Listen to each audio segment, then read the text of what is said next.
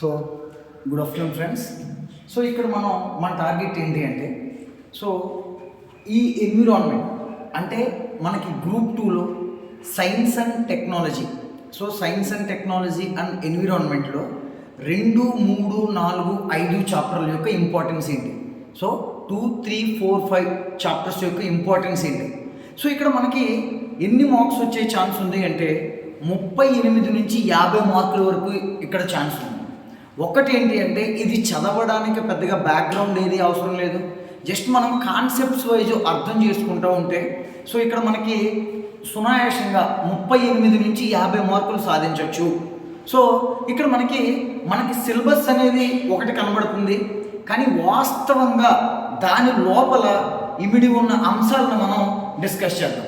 Okay, so ఆ ఎన్విరాన్మెంట్లో సులభంగా 50 మార్కులు ఏ విధంగా తెచ్చుకోవాలి, అలాగే కరెంట్ టాపిక్స్తో, ఓకే, సో ఆ కరెంట్ అఫైర్స్తో దీన్ని ఏ విధంగా అనుసంధానించాలి అనేది మనం ఈ వీడియోలో డిస్కస్ చేద్దాం. ఓకే, సో ఇక్కడ చూస్తే మనకి ఇప్పుడు మన కాన్సెప్ట్ ఏంటి అంటే 50 టాపిక్స్ చదవాలి, 50 మార్క్స్ రావాలి. సో ఇదే కాన్సెప్ట్తో మనం ముందుకు వద్దాం. Okay, so 50 topics including current affairs. So current affairs టాపిక్స్తో కలిపి 50 చదవాలి, 50 మార్కులు రావాలి. సో దీనికోసం మనం ఈ మైక్రో అనాలిసిస్ అనేది ఒకటి చేద్దాం. ఓకేనా? సో ఇక్కడ మీరు గమనిస్తే సో చూడండి, ఈ పేపర్ అనేది మనకి ఇప్పుడు చాలా అంటే గేమ్ చేంజర్ అని చెప్పి మనం చెప్పచ్చు. సో ఇప్పుడు మనకి అసలు ఏ అంశాల మీద మనం ఫోకస్ చేయాలి, ఓకే, సో మనం 50 టాపిక్స్ ఏది తీసుకోవాలి, దానికి ఎక్కడెక్కడ చదవాలి, సో ఇలాంటివన్నీ చెప్తాం. ఎందుకంటే ఇప్పుడు మీరు పేపర్ 1లో 120+ తెచ్చుకున్నా, ఎకానమీ పేపర్ ఒక 40 to 50 తెచ్చుకున్నా, ఈ పేపర్ 50 మార్క్స్ అనేది మీకు గేమ్ చేంజర్ అయిపోతుంది. ఓకే, సో ఇప్పుడు దీంట్లో మనకి ఏంటంటే ఈ 4 యూనిట్స్లో కరెంట్ అఫైర్స్ ఉంటుంది, స్టాక్. సో ఇవి రెండు కూడా ఉంటాయి, కరెంట్ అఫైర్స్ ఉంటుంది, స్టాక్. సో ఇవి రెండు కూడా మనం ఏ విధంగా ఇంటిగ్రేట్ చేసుకోవాలి, ఏ విధంగా అనుసంధానించి చదవాలి అనేది కూడా మనకి చాలా ఇంపార్టెంట్. అయితే సో ఇప్పుడు మనం మెయిన్ ఇంపార్టెంట్ థింగ్ ఏంటి అంటే అసలు ఏ మెటీరియల్ చదవాలి టాపిక్ వైజ్. సార్ ఇంగ్లీష్లో బోల్డ్ మెటీరియల్స్ ఉన్నాయి, కానీ తెలుగులో మెటీరియల్ లేదు. చూడండి, ఇంగ్లీష్ మీడియం వాళ్ళకేమో మన ఏపీ హిస్టరీ ఇంగ్లీష్లో దొరకదు, తెలుగు మీడియం వాళ్ళకేమో సైన్స్ అండ్ టెక్నాలజీ ఎన్విరాన్మెంట్ అనేది ఇంగ్లీష్లో దొరకదు, సో తెలుగులో దొరకదు. సో ఇది మనకి మెయిన్ ప్రాబ్లం అయిపోయింది. తర్వాత సార్ ఇది ఏపీఎస్సి వాళ్ళు కండక్ట్ చేసే ఫస్ట్ ఎగ్జామ్ అంటే దాని మీనింగ్ ఏంటంటే సైన్స్ అండ్ టెక్నాలజీ ఎన్విరాన్మెంట్ అనేది 75 మార్కులు పెట్టే ఫస్ట్ ఎగ్జామ్. సో 75 మార్కులకి ఏ విధంగా ప్రశ్నలు అడగొచ్చు అనేది ఇక్కడ ఇంపార్టెంట్. సో మరి సార్ ఎక్కడ మనకి ప్రాక్టీస్ పేపర్స్ దొరుకుతాయంటే సార్ ఒకటి అర్థం చేసుకోండి, యూపీఎస్సిలో మనకి ప్రిలిమ్స్లో ఎప్పటి నుంచో సైన్స్ అండ్ టెక్నాలజీ అనే టాపిక్ ఉన్నది.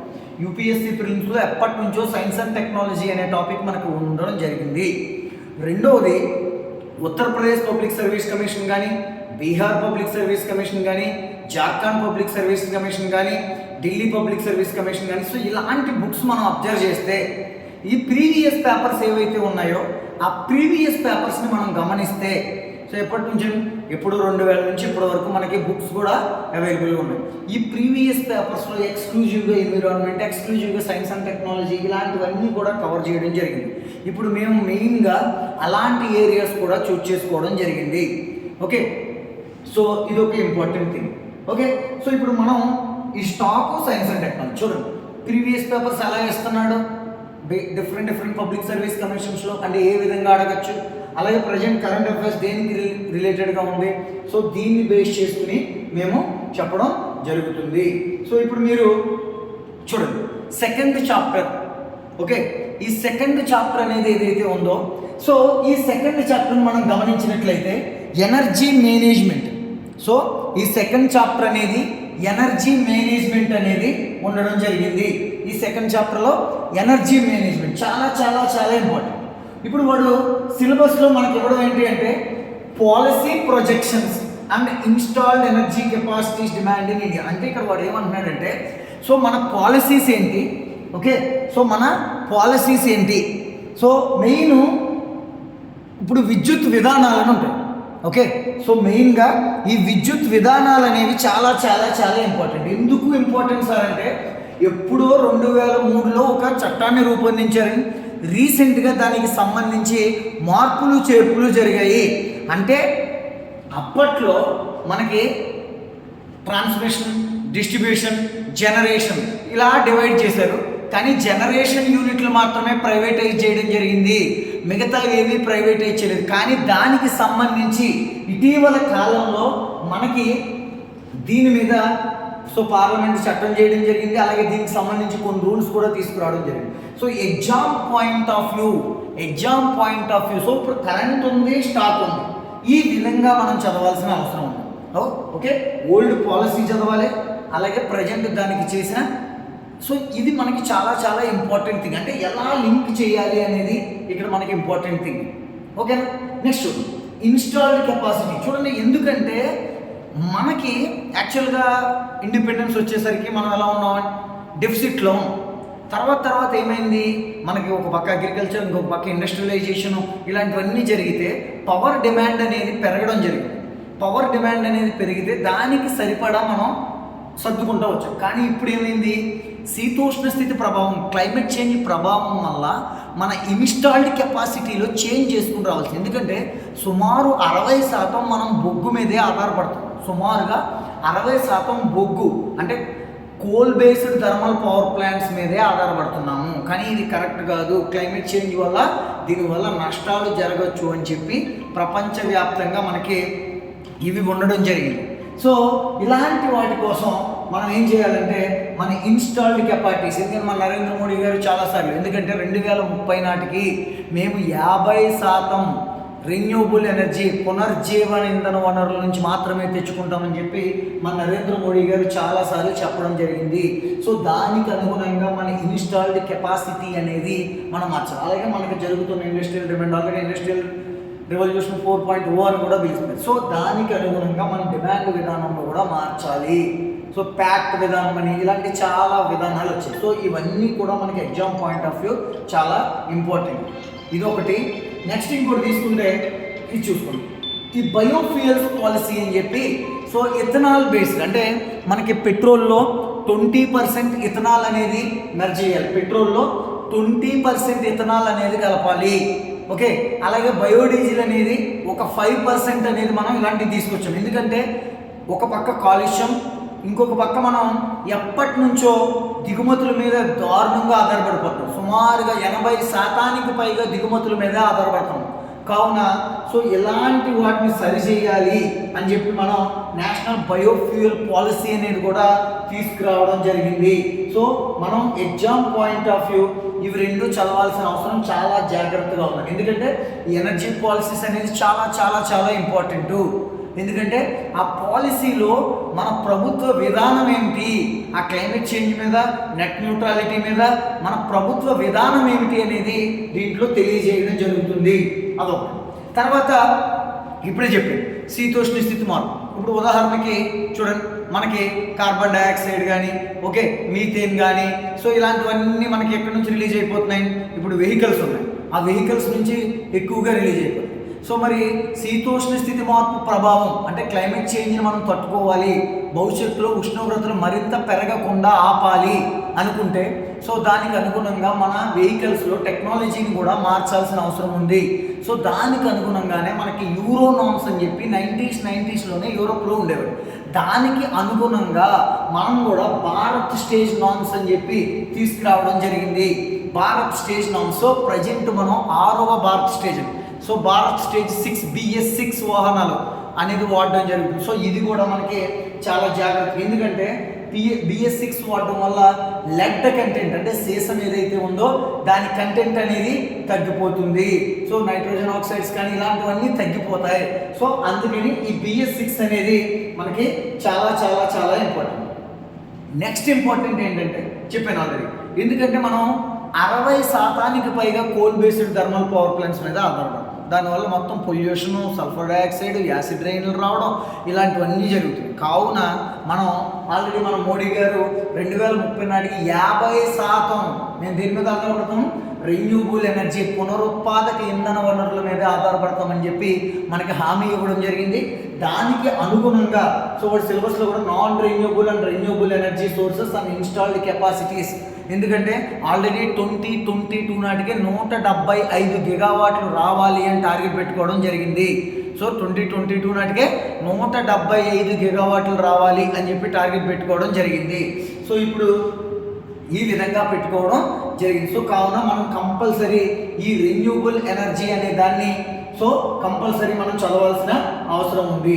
అలాగే చూడండి, ఇప్పుడు మనకి చూడండి new initiatives and recent program schemes achievements. చూడండి ఎగ్జాంపుల్ చూడండి, ప్రధానమంత్రి సూర్యఘర్ యోజన అని ఒక స్కీమ్ తీసుకొచ్చారు. ప్రధానమంత్రి సూర్యఘర్ యోజన, పిఎం కుసుమ్. సో ఇలాంటి స్కీమ్స్ అన్నీ మనం, ఎందుకంటే రెన్యూబుల్ ఎనర్జీ చూడండి, హైబ్రిడ్ ఎనర్జీ పాలసీ అని ఒకటి తీసుకొచ్చారు విండ్ సోలార్ కోసం, నేషనల్ సోలార్ మిషన్ అనేది ఒకటి తీసుకొచ్చారు.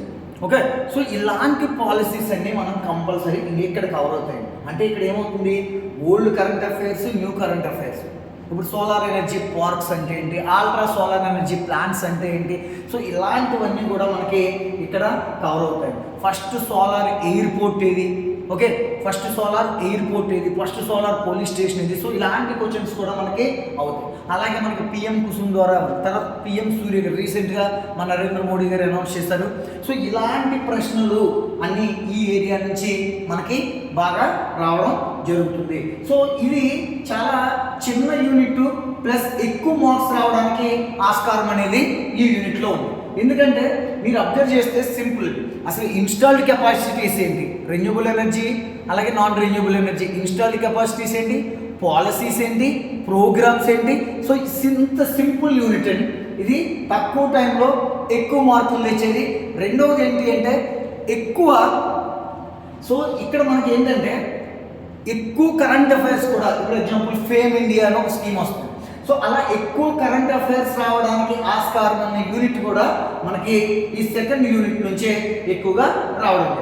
తర్వాత మీరు థర్డ్ యూనిట్ అనేది ద బేసిక్స్ ఆఫ్, చూడండి ఇక్కడ చాలా చాలా చాలా ఇంపార్టెంట్. ఎందుకంటే బేసిక్స్ మీద పట్టు దొరికితేనే మీరు ఈ యూనిట్లో సర్వైవ్ అవ్వగలరు. చూడండి వాడు ఎంత సింపుల్గా eco system and biodiversity, eco system and biodiversity అంటే పర్యావరణ వ్యవస్థ, జీవ వైవిధ్యం. సో దీని మీద మీరు ఎంత కాన్సన్ట్రేట్ చేస్తే, ఎందుకంటే ఈ చాప్టర్ని మీరు అబ్జర్వ్ చేస్తే, చూడండి ఎంత సింపుల్ అంటే అసలు ఎకాలజీ అంటే ఏంటి, ఎకో టోన్ అంటే ఏంటి, ఓకే, సో ఇలాంటి డిఫరెంట్ టైప్స్ ఆఫ్ స్పీసీస్ అంటే ఏంటి, అసలు IUCN రెడ్ లిస్ట్ అంటే ఏంటి, IUCN రెడ్ లిస్ట్ అంటే ఏంటి, డిఫరెంట్ స్పీసీస్ ఏంటి, ఓకే, సెంటినల్ స్పీసీస్ అంటే ఏంటి, ఫౌండేషనల్ స్టోన్ స్పీసీస్ అంటే ఏంటి, ఓకే, కీ స్టోన్ స్పీసీస్ అంటే ఏంటి, అంబ్రిల్లా స్పీసీస్ అంటే ఏంటి, ఇలాంటి బేసిక్ క్వశ్చన్స్. అలాగే ఎకోటోన్, ఎకోసైడ్ అంటే ఏంటి, తర్వాత బయోడైవర్సిటీ డెఫినేషన్ ఏంటి, బయోడైవర్సిటీ హాట్స్పాట్స్ అంటే ఏంటి, ఓకే, నేషనల్ పార్క్ అంటే ఏంటి, అసలు మన conservation units in Situ, X Situ, ఆ కన్జర్వేషన్ యూనిట్స్, ఓకే, ఇన్ సీతులో ఏమేమి కన్జర్వేషన్స్ ఉంటాయి, ఎక్స్ సీతులో ఏమేమి కన్జర్వేషన్స్ ఉంటాయి, ఇలాంటి బేసిక్ క్వశ్చన్స్ అన్నీ దీని నుంచి వస్తాయి. అలాగే ఎకాలజీలో చాలా సింపుల్, ఇప్పుడు సైకిల్స్ ఉంటాయి, ఎనర్జీ సైకిల్స్, న్యూట్రియంట్ సైకిల్స్, ఇలాంటి సైకిల్స్ ఉంటాయి. అలాగే ఫుడ్ చైన్ అంటే ఏంటి, ఫుడ్ వెబ్ అంటే ఏంటి, ఓకే, సో అలా. తర్వాత బేసిక్ యూనిట్స్ అంటే ఏంటి, హ్యాబిటేట్ అంటే ఏంటి, నీచే అంటే ఏంటి, సో ఇలాంటివన్నీ మనం ఈ యూనిట్లో చదవాలి. ఎందుకంటే వాటికి చాలా క్లియర్గా ఇచ్చేసారు. తర్వాత ఇండియన్ గవర్నమెంట్ ఏం చేసింది, వైల్డ్ లైఫ్ ప్రొటెక్షన్ యాక్ట్ 1972 చేసింది, wild life protection act 1972, forest conservation act 1980, okay, ఆ తర్వాత 1986 ఎన్విరాన్మెంట్ పాలసీ, 2002లో మనకి బయోడైవర్సిటీ యాక్ట్, తర్వాత 2008లో national action plan and climate change. So ఇలాంటివన్నీ తీసుకురావడం జరిగింది. అలాగే రీసెంట్గా ఇప్పుడు వైల్డ్ లైఫ్ ప్రొటెక్షన్ యాక్ట్ 1972 ఏదైతే ఉందో, ఇంతకుముందు 6 షెడ్యూల్స్ ఉండేవి, రీసెంట్గా దానికి అమెండ్మెంట్ చేయడం కూడా జరిగింది. సో ఇలాంటివన్నీ మనకి ఈ థర్డ్ యూనిట్లో అనేది వస్తుంది, ఓకే, సో ఇలాంటివన్నీ మనకి ఈ థర్డ్ యూనిట్లో కవర్ అవుతాయి. చూడండి చాలా simple unit, basic definitions, biodiversity hot spots అంటే ఏంటి, కోల్డ్ స్పాట్స్ అంటే ఏంటి, ఓకే, సో ఇలాంటివన్నీ మనకి. సో ఈ క్రింది వాటిలో ఏది ఎండేంజర్డ్ స్పీసీ, ఏది క్రిటికల్లీ ఎండేంజర్డ్ స్పీసీ, ఏది థ్రెటన్డ్, ఓకే, సో ఏది వల్నరబుల్, సో ఇలాంటి ప్రశ్నలన్నీ కూడా మనకి ఇక్కడ రావడం జరిగింది. అలాగే మనం చూడండి ఎగ్జాంపుల్ సైట్స్ అని, conservation of international trade in endangered species flora and fauna. So ఇలాంటివి మనకి ఎగ్జామ్లో అడగడానికి ఆస్కారం ఎక్కువగా ఉంటుంది.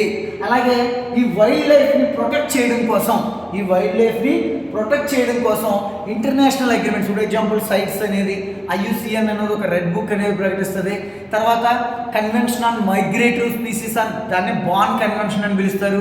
సో ఇలాంటి ప్రశ్నలు కూడా మనకి రావడానికి ఆస్కారం ఉంది. అలాగే మనకి ఇండియాలో 18 బయోస్పియర్ రిజర్వ్స్ ఉన్నాయి. దాంట్లో 12 బయోస్పియర్ రిజర్వ్ని మనకి యునెస్కో మ్యాప్ అనేది గుర్తించడం జరిగింది. ఓకే, అలాగే ప్రపంచం మొత్తంగా తీసుకుంటే 36 బయోడైవర్సిటీ హాట్స్పాట్స్ అనేది మనం గమనించవచ్చు. సో ఇప్పుడు ఎగ్జాంపుల్ మనకి ఆంధ్రప్రదేశ్లో శేషాచలం ఉంది, కానీ దాన్ని మనకి యునెస్కో గుర్తించలేదు, అయినా కానీ అది బయోస్పియర్ రిజర్వే. సో ఇలాంటి బయోస్పియర్ రిజర్వ్లు ఎక్కడ ఉన్నాయి, ఇలాంటి క్వశ్చన్స్ కూడా మనకి అడగడానికి ఆస్కారం ఉంది. ఓకే, సో తర్వాత మనకి చూడండి Indian wildlife conservation efforts చెప్పాను already. 1972 wildlife protection act, దాంట్లో నేషనల్ పార్కులు, తర్వాత వన్యమృగ సంరక్షణ కేంద్రాలు, బయోస్పియర్ రిజర్వులు, కమ్యూనిటీ రిజర్వులు, కన్జర్వేషన్ రిజర్వ్స్. సో ఇలాంటివన్నీ మనకు, అలాగే మనకి ప్రాజెక్ట్ వల్చర్ అని, ప్రాజెక్ట్ డాల్ఫిన్ అని. ఓకే, సో ఇలాంటివన్నీ కూడా మనకి అడగడానికి ఆస్కారం అనేది ఉంటుంది. ఇప్పుడు సాంఘై మణిపూర్లో ఉంటుంది, సాంఘై, దాని మీద ఒక ప్రాజెక్ట్ ఉంది. సో దాన్ని అడగడానికి ఆస్కారం అనేది ఎగ్జామ్లో ఎక్కువగా ఉంటుంది. ఓకే, సో ఇది మనకి చాలా చాలా ఇంపార్టెంట్ ఏరియా. ఓకే, సో చూడండి ఇక్కడ మనం లెక్క పెట్టినా కూడా మనకి 50 topics including current affairs. So చాలా ఈజీగా ఉంటుంది. ఓకే, సో ఇక్కడ చూడండి డైరెక్ట్ కన్జర్వేషన్ ఎఫర్ట్స్ అంటే దాన్ని కన్జర్వ్ చేయడానికి మనం ఎలాంటి చర్యలు తీసుకుంటున్నాం అనేది మనం చెప్పడం. ఓకే, సో అందుకే చూడండి ఈ ప్రాజెక్ట్స్ చాలా ఉంటాయి. ప్రాజెక్ట్ వల్చర్ అని, ఇప్పుడు మనకి గరియల్స్ ఉంటాయి, ప్రాజెక్ట్ క్రోకోడైల్ అని ఉంటుంది, ఆ గరియల్స్ ఇలాంటి వాటిని ప్రొటెక్ట్ చేయాలి. ఓకే, సో ఇవన్నీ మనకి ఎగ్జామ్లో చాలా ఇంపార్టెంట్.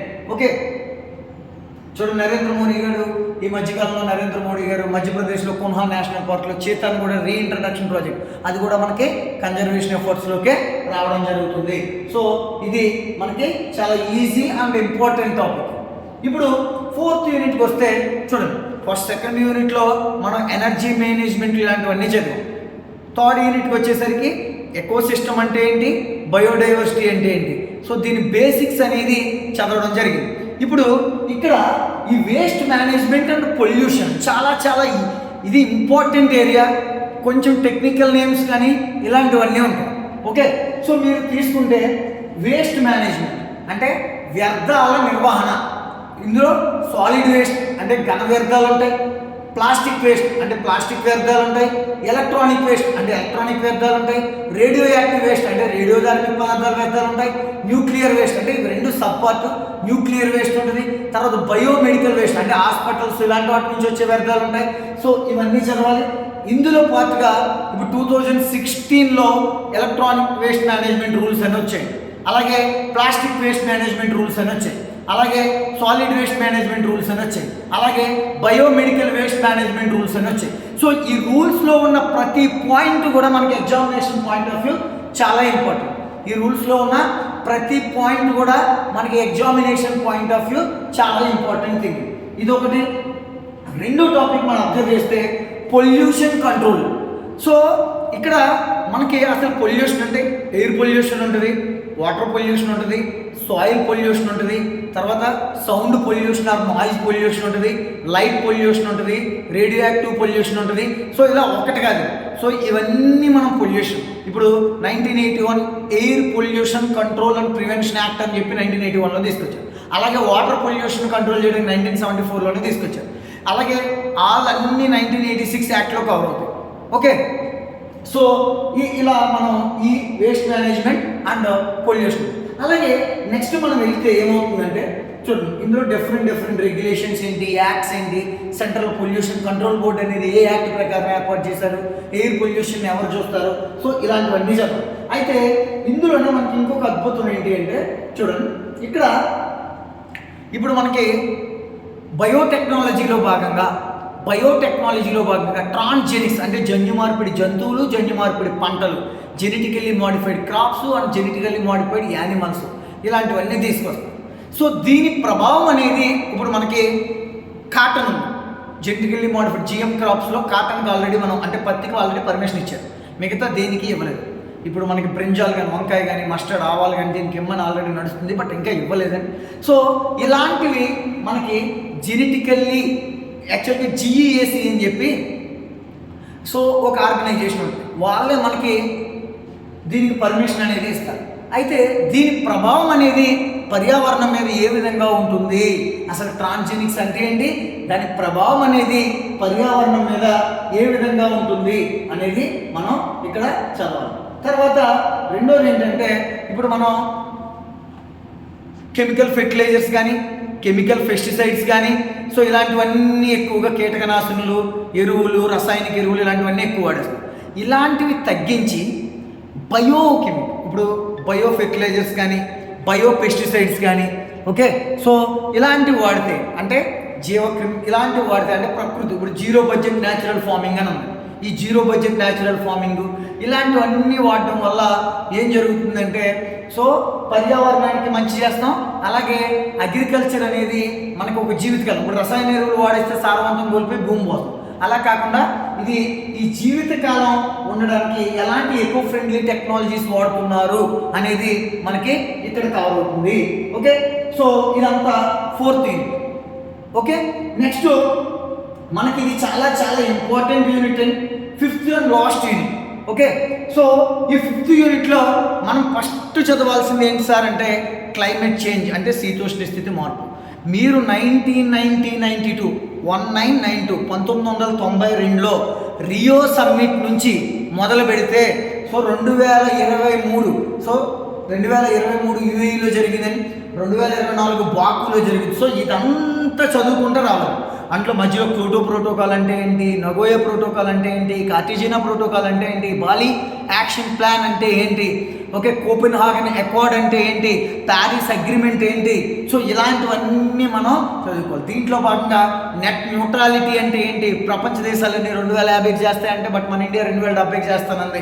సో ఇవన్నీ మనం చదువుకురావాల్సిన అవసరం ఉంది. 1992 నుంచి 2024 వరకు ఏం జరిగింది ప్రతిదీ ఇందులో గ్లోబల్ క్లైమేట్ ఫండ్ జీసీఎఫ్ అంటాడు, జీఈఎఫ్ గ్లోబల్ ఎన్విరాన్మెంట్ ఫెసిలిటీ అంటాడు. సో ఇలాంటివన్నీ మనం ఈ ఎన్విరాన్మెంటల్ ఛాలెంజెస్లో చదువుకురావాలి. అలాగే దీంట్లో పాటుగా యాసిడ్ రైన్, యాక్చువల్గా మనం 4th యూనిట్లో పొల్యూషన్ చదివాం కదా, ఎయిర్ పొల్యూషన్లో పాటుగానే ఈ యాసిడ్ రైన్ యాక్చువల్గా మనకి oxides of sulphur, oxides of nitrogen, so దీనివల్ల మనకి ఈ యాసిడ్ రైన్ అనేది వస్తుంది. అలాగే ఓజోన్ లేయర్ డిప్లీషన్, ఇప్పుడు మనం వాడే రిఫ్రిజిరెంటరు లేకపోతే ఈ ఏసీలు వీటి వల్ల ఏమవుతుందంటే మనకి ఈ ఓజోన్ లేయర్ అనేది డిప్లీషన్ అవ్వడం జరుగుతుంది. సో దాన్ని ప్రొటెక్ట్ చేయడం కోసం మనం వియన్నాలో ఒక సమ్మిట్ పెట్టి దాని తర్వాత మాంట్రియల్ ప్రోటోకాల్ అనేది 1987లో జరిగితే 1989 నుంచి అది ఇంప్లిమెంట్ చేయడం జరుగుతుంది. తర్వాత దానికి ఎమన్ చేసి 2016లో కిగాలి అగ్రిమెంట్ అనేది కూడా ఒకటి తీసుకురావడం జరిగింది. ఓకే, సో ఆ కిగాలి అగ్రిమెంట్ వరకు మనం అంటే 1985లో వియన్నా కాన్ఫరెన్స్, 1987లో మాంట్రియల్ ప్రోటోకాల్ నుంచి 2016 కిగాలి అగ్రిమెంట్ వరకు మనం ఈ ఓజోన్ డిప్లీషన్ కోసం చదువుకోవాలి. అలాగే మనకి ఓషన్ ఎసిడిఫికేషన్ ఆల్రెడీ మనం మాట్లాడుకున్నాం, క్లైమేట్ చేంజ్. ఆ క్లైమేట్ చేంజ్ యొక్క ఒక ఇంపాక్టే ఓషన్ ఎసిడిఫికేషన్, సముద్ర ఆమ్లీకరణ అని పిలుస్తారు. సో దీని మీద కూడా మనం అంటే CO2ని సముద్రాలు ఎక్కువగా పీల్చుకుంటున్నాయి, దాని ద్వారా మనకి ఈ సముద్రపు జీవుల మీద ప్రభావం ఏంటి, కోరల్ రీఫ్స్ పగడపు దెబ్బలు అంటారు కదా, దాని మీద ప్రభావం ఏంటి, ఇలాంటివన్నీ చదువుకోవాల్సిన అవసరం ఉంది. తర్వాత సెకండ్ ఇంపార్టెంట్ ఏంటంటే ఇంటర్నేషనల్ ప్రోటోకాల్స్ కన్వెన్షన్స్. సో ఇది చాలా చాలా చాలా ఇంపార్టెంట్ అండ్ ప్రీవియస్గా యూపీఎస్సీలో చాలాసార్లు అడిగారు. అయితే మనం దీన్ని మన ఇన్స్టిట్యూట్లో ఎప్పుడు కూడా డైరెక్ట్గా ప్రోటోకాల్స్ అని చదవకూడదు. ఎక్కడికక్కడ ఇప్పుడు క్లైమేట్ చేంజ్ దగ్గర క్లైమేట్ చేంజ్ రిలేటెడ్గా, బయోడైవర్సిటీ ప్రొటెక్షన్ దగ్గర బయోడైవర్సిటీ రిలేటెడ్గా, సో ఇలా ఎక్కడికక్కడ చదివితేనే దీనికి వాల్యూ ఉంటుంది. అలా కాకుండా ఎక్కడ వేరే చోట బైహార్ట్ చేస్తే దానికి వాల్యూ అనేది ఉండదు. కానీ దీని నుంచి ఎక్కువ మార్కులు రావడానికి ఆస్కారం అయితే ఉంది.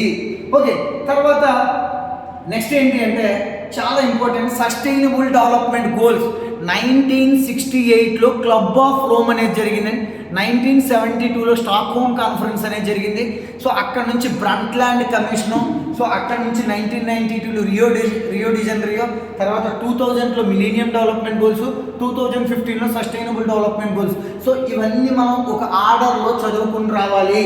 ఓకే, సో ఇది సస్టైనబుల్ డెవలప్మెంట్ గోల్స్. తర్వాత రీసెంట్గా మనకి health burden or disease burden, అంటే ఇక్కడ ఎపిడమిక్ అంటే ఏంటి, పాండమిక్ అంటే ఏంటి. ఇప్పుడు ఎపిడమిక్, పాండమిక్, ఎండమిక్ ఇలాంటి వర్డ్స్ అన్నీ ఉంటాయి. అసలు డిసీజ్ అనేది ఎలా వస్తుంది, మన పాలసీస్ ఏంటి, ఇప్పుడు టీబీ మీద మన పాలసీ ఏంటి, ఎయిడ్స్ మీద మన పాలసీ ఏంటి, హెచ్ఐవి మీద మన పాలసీ ఏంటి, ఓకే, మలేరియాని ఎలిమినేట్ చేయడం మీద మన పాలసీ ఏంటి.